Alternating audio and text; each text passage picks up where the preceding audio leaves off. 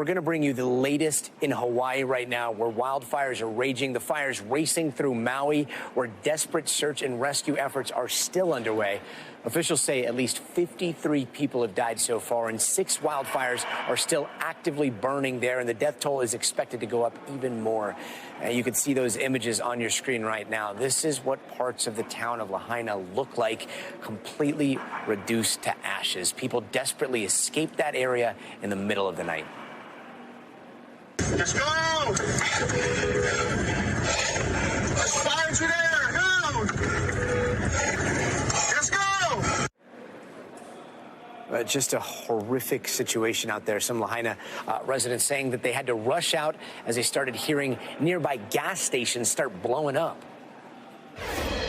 We heard like the propane tanks just going bomb, bomb, bomb, going off 1, 2, 3. And then what did you do? We just packed up what we could in our house, couldn't get much, kind of left all our pictures. Everything we owned was kind of in that house. And those who live there are pleading desperately for help from authorities.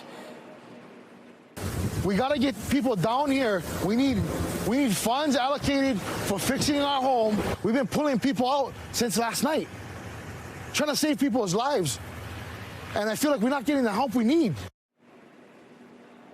Evacuation orders are still underway, with people rushing to airports to get out of there. Airlines like Southwest and Hawaii Airlines are offering $19 between Maui and Honolulu to get people to safety. American Airlines has added additional flights as well, all while President Biden has declared a disaster declaration for them, saying today that anyone who has been affected by the fire will get help immediately.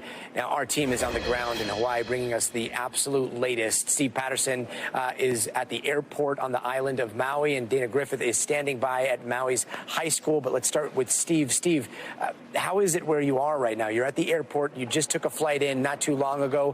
What's it like there? Yeah, it is a mix, Scotty. It's a mix of people, especially tourists, who are just trying to escape what has become really a travel nightmare. Camped out at this airport for hours, if not days. There's a woman who's been sleeping to my right, who spent the last 2 nights in this vestibule area, this courtyard area next to the TSA pre-check line. She's trying to get out, and so many others are just like her. In fact, on my flight on the way in, you could hear more of the heartbreak, especially from the pilot as I was flying in. Mournful, regretful, knowing that people on board that plane were going to see their neighborhoods for the first time. So that's kind of the mix of emotions here. There's also people who are just sick and tired of waiting. One guy slept in his car, I believe on his honeymoon. I want you to hear about what he's been through. Listen to this. Last night we slept in a Costco parking lot in our Jeep, our rental car. We got to see how much of an area, like the whole city, is burned down. And it's just like, it's just absolutely unreal to actually see that with your eyes, something you never think you're going to see. Unbelievable sadness and devastation, and people, of course, reacting to it, but also people trying to get out. Another 14,000 people, according to a travel official we spoke to, expected to try to flee again tonight. Dottie? 14,000 people.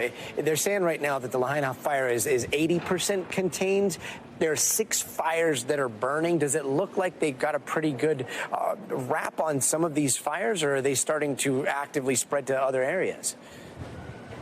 Yeah, I would think that if there is any good news in any of this, it's that the firefighters have made really good progress. The winds that were once 70, 80 miles an hour have really died down. It's still windy here, but it's nothing like it was just a few days ago. So with that, they're able to get more containment on those fires, although numerous are spread out, are slowing down, and there's a significant perimeter on most of them. At some points, 80% contained. That's a huge number, so at least they are not spreading. I would say the major firefighting operation, as far as worry about it spreading to other communities, has been solved. However, there's a huge humanitarian crisis on the ground. There's so much devastation. And of course, there's so much heartache.